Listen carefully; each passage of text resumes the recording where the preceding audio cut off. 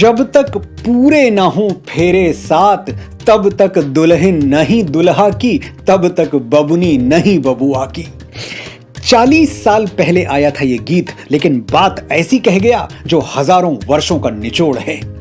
हमारी संस्कृति में, हमारी परंपरा में फेरों का महत्व इतना बड़ा है कि फेरे पूरे होंगे तभी दुल्हा और दुल्हन पूरी तरह से एक दूसरे के होंगे, तभी इस संबंध को समाज स्वीकारेगा और तभी दैवीय शक्तियों का आशीष प्राप्त होगा। फेरों के साथ 7 वचन भी जुड़े होते हैं। क्या हैं ये 7 वचन और क्या है इनका अर्थ? नमस्कार, मैं हूं मनोज मुंतशिर शुक्ला। आज मैं आपको विवाह के 7 वचन समझाऊंगा, लेकिन पहले ये जान लीजिए कि विवाह क्या है। सनातन संस्कृति में 16 संस्कार माने गए हैं। विवाह या पाणी ग्रहण 15वां संस्कार है। विवाह एक संस्कृत शब्द है जो कि वी और वाह को मिलाकर बना है। इसका अर्थ है एक दूसरे का हो जाना, एक दूसरे को धारण कर लेना। और पाणी ग्रहण का अर्थ, पाणी यानी हाथ, एक दूसरे का हाथ ग्रहण करना, एक दूसरे का हाथ हमेशा के लिए थाम लेना, ताकि विवाह का ये बंधन 7 जन्मों तक अटूट और अक्षय बना रहे।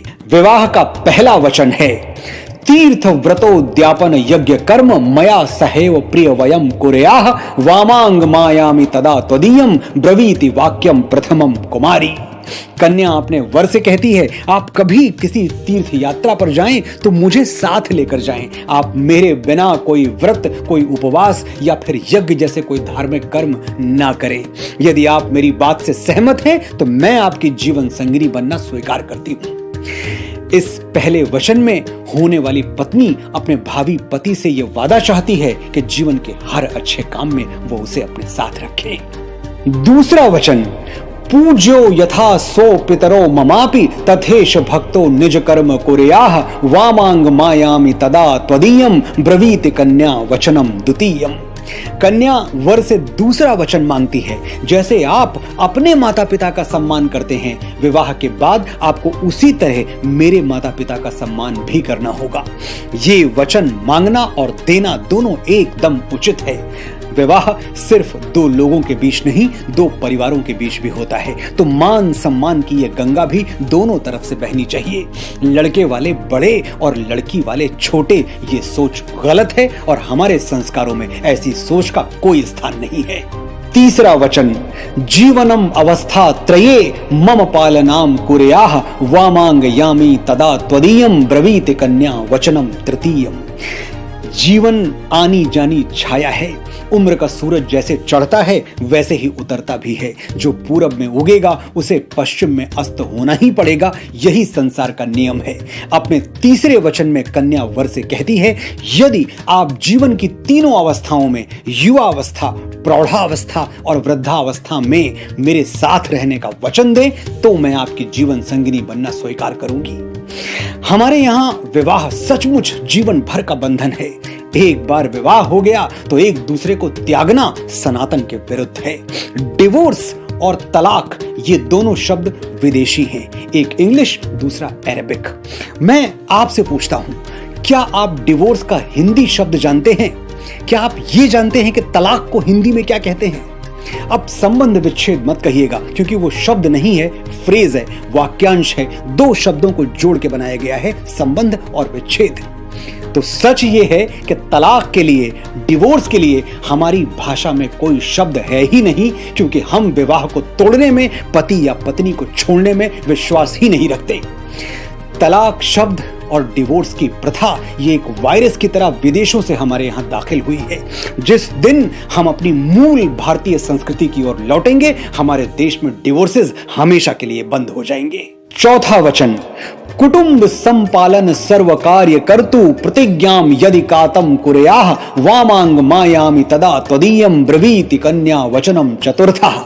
चौथे वचन में कन्या वर से कहती है, अब तक तो आप घर परिवार की सारी चिंताओं से दूर थे, लेकिन अब विवाह के बंधन में बंधने जा रहे हैं, इसलिए भविष्य में परिवार का दायित्व आपके कंधों पर आएगा। आप वचन दें कि आप इस जिम्मेदारी को पूरे मनोयोग से, प्रेम से निभाएंगे। 5वां वचन, स्वसद्य कार्ये व्यवहार कर्मण्ये व्यये मामापि मंत्र ये था वामांग मायामि तदा त्वदीयम ब्रूते वचः पंचमत्र कन्या।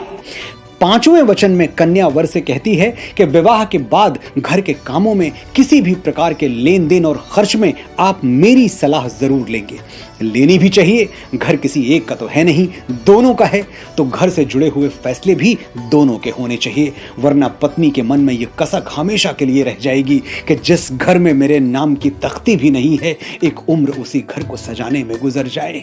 6वां वचन, न मेपमानम सविधे सखीनाम द्यूतम नवा दुर्व्यसनम भंजश्चेत वामांग मायामि तदा त्वदीयम ब्रवीति कन्या वचनम च षष्ठम।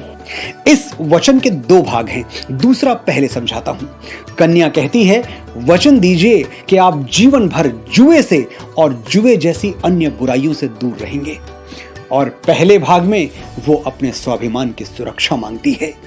यदि मैं अपनी सखियों, सहेलियों के साथ या अन्य महिलाओं के साथ बैठी हुई हूं तो किसी भी कारण से उन सब के सामने आप कभी मेरा अपमान नहीं करेंगे। होना भी यही चाहिए। स्त्री का मान रखना पुरुष होने की पहली शर्त है। हमारी संस्कृति में स्त्री का इतना सम्मान है कि हमारे धर्म ग्रंथ भी स्त्री का नाम पुरुष से आगे रखते हैं। सीता, राम, राधा, कृष्ण और ईश्वर की स्तुति भी करते हैं तो क्या कहते हैं? त्वमेव माता च पिता त्वमेव, पहले माता फिर पिता। जो लोग कहते हैं कि भारत सदैव से पुरुष प्रधान समाज रहा है, यहां पिता के आगे मां को कभी कुछ समझा ही नहीं गया, उन्हें थोड़ा और पढ़ लेना चाहिए। वाल्मीकि रामायण में भगवान राम का परिचय क्या है? कौशल्या नंदन। लक्ष्मण का सुमित्रा नंदन। महाभारत में श्री कृष्ण का परिचय क्या है? देवकी नंदन और यशोदा नंदन। अर्जुन को क्या बुलाते थे? कुंती पुत्र। और कर्ण का क्या नाम था? राधेय। जो भारत की सही संस्कृति समझेगा वो प्राण दे देगा, लेकिन न खुद किसी स्त्री का अपमान करेगा, न अपने सामने होता हुआ देखेगा। 7वां वचन, परस्त्रियम मातु समाम समीक्ष स्नेहम सदा चेन्मय कांत कूर्या वामांग मायापि तदा त्वदीयम ब्रूते वचः सप्तमत्र कन्या।